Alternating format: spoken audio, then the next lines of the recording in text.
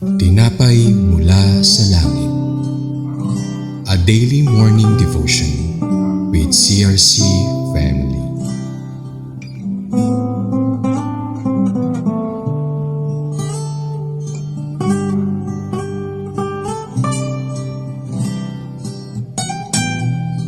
Isang mapagpalang umaga po mga kapatid. Ako po si Sis Joy Villarin mula sa CRC Tanay Daughter Church. Samahan niyo po ako sa ating programang Tinapay mula sa Langit, ang pang-araw-araw nating pag-aaral ng salita ng Diyos. Ngunit bago po tayo magpatuloy, tayo po muna ay dumako sa isang maikling panalangin. Ama naming mapagmahal, salamat po sa umagang ito na muli kami ay makapag-aral ng inyong salita. Patnubayan niyo kami at bigyan ng pangunawa sa pangalan ni Jesus. Amen. Basahin po natin ang Judges chapter 1 verse 30. Verse 30, hindi pinaalis ng lipi ni Zebulon ang mga naninirahan sa mga lungsod ng Kitron at Nahalol. Sama-sama silang nanirahan doon, subalit sa pilitan nilang pinagtatrabaho ang mga ito bilang mga alipin. Ipinapakita sa talatang ito na ang lipi ni Zebulon ay hindi lubusang sinunod ang utos ng Diyos na paalisin ang mga Kananeo sa kanilang lupain. Sa halip na itaboy sila, pinabayaan nilang manatili ang mga Kananeo at ginamit lamang bilang mga manggagawa.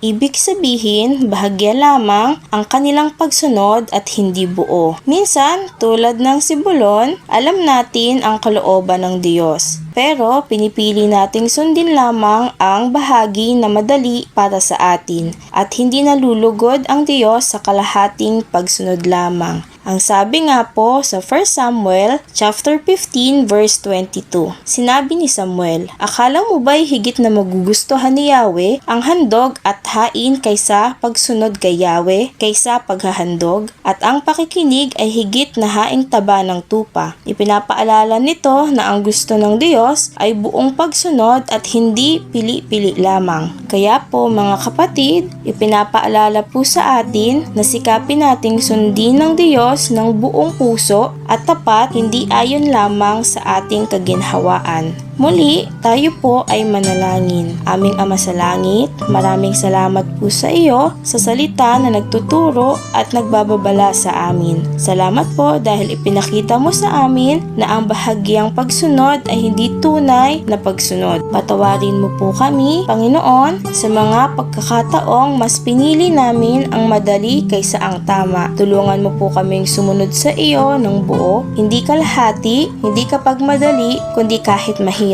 Linisin mo po ang aming mga puso at bigyan mo kami ng lakas ng loob na itaboy ang anumang bagay na humahadlang sa aming relasyon sa iyo. Naway mamuhay kami sa kabanalan at katapatan mo araw-araw upang ikaw ay maging luwalhati sa aming buhay. Ito po ang aming samot dalangin sa makapangyarihang pangalan ni Jesus. Amen. Maraming salamat po sa inyong pakikibahagi sa ating programa. Lagi po nating pagnilayan ang salita ng Diyos mula sa ating puso dahil lubos ang magiging kaunawaan nito sa atin. Muli niyo po kaming samahan bukas. Malaya niyo po itong i-share ang videong ito upang kayo din ay maging pagpapala sa iba. Magandang umaga po.